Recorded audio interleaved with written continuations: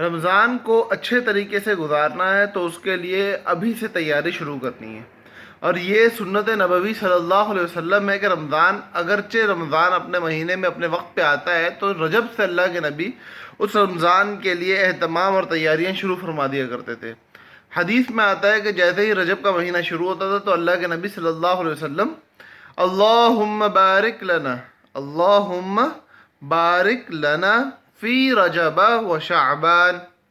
اللہم بارک لنا فی رجب و شعبان و بلغنا رمضان، یہ دعا اہتمام سے پڑھنا شروع فرما دیا کرتے تھے کہ اے اللہ ہمارے رجب اور شعبان کو مبارک کر دے، برکت والا بنا دے اور ہمیں رمضان تک پہنچا دے۔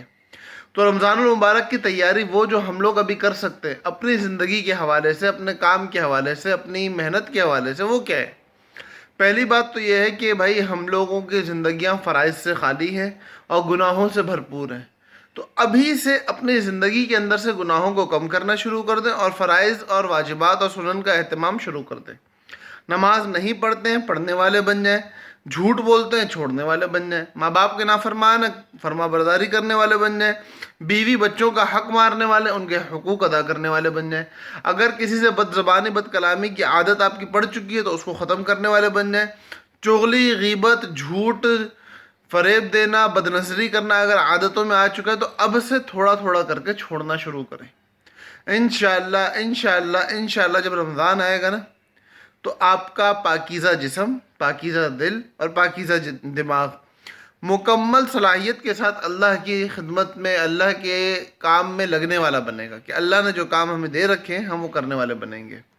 تو یہ انشاءاللہ ایک چھوٹا سا پیغام تھا جو ہم لوگوں نے اللہ کی رضا کے لیے آپ تک پہنچانا ہے، اور آپ لوگوں نے اس کو اور آگے ساتھیوں تک پہنچانا ہے کہ اپنی زندگیوں کو رجب سے درست کرنا شروع کرو۔